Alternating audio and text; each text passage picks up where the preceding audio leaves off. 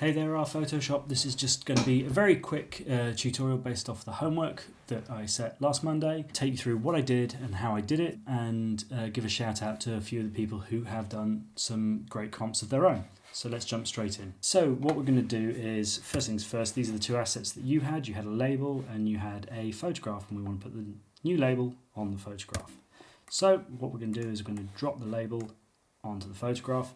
You're going to turn that into a smart object. This means that whatever we do to it, we can undo or edit at a later date, and we can even replace the label nice and quickly later on if the client decides they want something changed on the label. You don't have to go and recomp everything together, you just update the smart object. And we'll get into that in a little bit anyway. So, first things first, drop the label on. Gonna Command T to transform it. We're going to put the rotation on there because we can see the bottle's already at a slight angle. So we're going to put the rotation on at this stage here. It's roughly the right size already because we can see the bottom of the label there. I'm just going to commit that there, and I'm going to set the transparency to be 50%. At that point, I can transform the selection again. And this time I'm going to use the warp tool, and I'm going to go ahead and just start dragging these points in. And the nice thing about when you're working with a comp like this is you can see what the deformation is that you're supposed to be putting onto the object. You don't have to make anything up or try and work out what goes where, because you can see already the label underneath and how it is deformed. Now a couple of things that you're going to want to keep an eye on. If we just transform it like this, just match the edges, we have the right shape, but the center of the label here, just commit that and turn it back up, the center of the label here is all squashed just as much as the rest of the label. And if we turn that off, you see that's not how it is. The foreshortening happens more towards the edges, obviously, than it is in the middle. So what we need to do is go back to our layer, Command T, turn on the transformation again. Warp layer is we need to be getting these lines here right over to the edge. And one of the other things you'll know when you're doing it right and when you're doing it wrong, I've used diagonal lines in the label just to help you out a little bit, because you'll be able to see when you've got distortions going off in the wrong angle, because these diagonal lines will be all warped and weird. What you want is these guidelines here need to be as straight as possible. That way you know you've got an even distribution of image across the whole bottle. So this just takes some fiddling around with just to get the various lines nice and straight and try and get as much of the foreshortening as possible. See right here, this is bent way off to one side here, so we know that's not right, and the solution is to bring everything else out to straighten out and same the bottom. So fiddling around with this, that's the lion's share of the edit. So there we go, that's the label, broadly speaking, transformed to fit on the bottle. Now obviously the other things that we don't have is we've got a thumb that's going to cut over the top of the layer, so we're going to need to mask out that part of the label. We also have the shadowing, which is on the left hand side of the bottle here, where the light source is coming from the right. This should be in shade, so we need to make some shading on this side of the bottle. We also have some highlights here that we're going to need to put on as well. This can all be done just with a blending effect on there. So by double clicking on the layer, we bring up the layer styles, and we're going to put a gradient overlay on it. Let's turn that through 90 degrees, get it roughly in the right shape. That now is more or less what we want. However, we want some more detail as well. So I'm just going to commit that and just turn this off. One of the things we can see is there's some highlighting along this side as well, which is reflecting off something that's white over here. So it doesn't just drop straight to black, it drops towards a darker colour, and then there's some extra light there as well, so we're going to include that. So we're going to drag that to there, double click on that one, doesn't need to be fully white, drag it out a little bit, And as we start to do this, we start to see where the angles are right and wrong. So this could probably just do about 4 degrees. There we go. And then we also need to put the highlights in. And I would probably suggest that also around that corner it does drop off to slightly darker as well. So we're going to bring that down and just squeeze that out there. Not too much, just a little bit. And then we need our 2 highlights in here. So we're going to, let's just get our mid-grey back in there because we'll need that. So we're going to click there, get mid-grey. That's nice. And get a couple of those mid-greys going on. And then in between them, go ahead and put some whites. And then spread them out and give them some of them hard edges.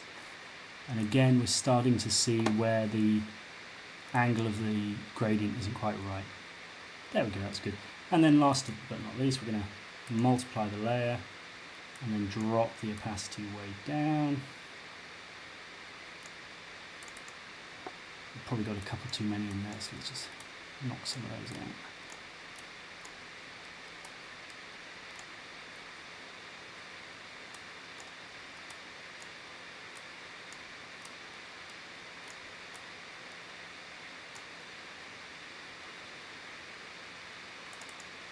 Give that one a bit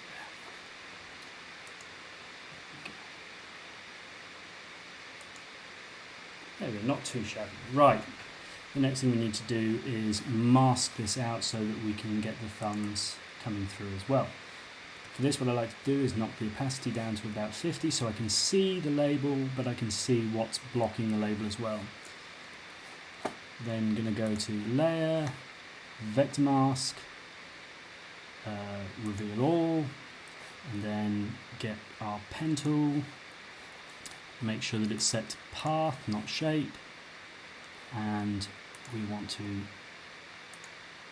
start teasing this around. This doesn't have to be perfect because that's the beauty of using a vector tool, is you can go around and adjust it later on, because you can just grab these handles and start doing it. So come out here roughly. In there, in there, and in there.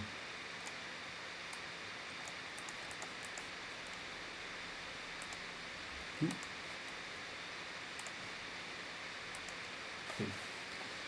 So there we've got our vector mask on that, and we can turn that up there. Now then, what's happening here is it's looking like these fingers and thumbs are floating over the image. It's because there's no shadow, and this is dead easy to fix. So over the label, we're just going to go ahead and take a brush tool, nothing too big and nothing too hard, and then just throw in a bunch of black there, just where the thumb would be, a little bit from behind the fingers. There we go, what a big mess. But what we can do is we're just going to hold down Alt and drag our vector mask over that as well. Now we've got our shadow layer masked out as well, and obviously it's too dark, so we'll just knock the opacity down. That is, broadly speaking, all that I have done. I did a couple of other things, like included a flipped version of the label behind. Oops, let's just turn off that. So Apple T, we're going to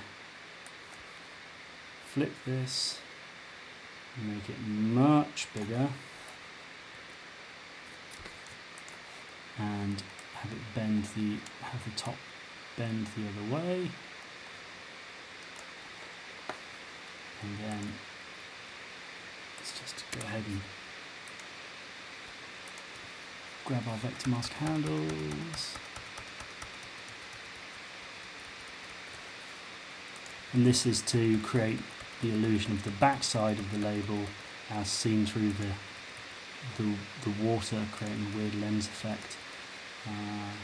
Somebody might be able to tell me whether the label should actually be reversed, because I think maybe when it's shot through the water it wouldn't be reversed.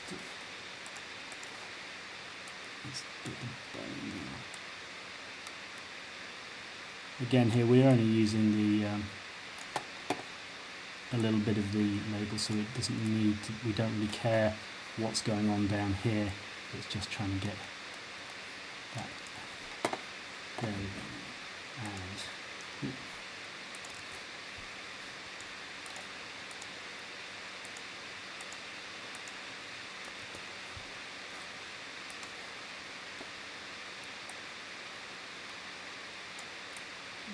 just get that down there. And then again, knock the opacity back. Oh, I think what the best solution for that was, if we knock the opacity back, obviously it makes it see-through. We don't want that. We want to do just do a colour overlay on it. Oh, and that's showing us straight away that there's some stuff going on there. Make the colour overlay white and knock the opacity back. We might even want to go ahead and blur it a little bit.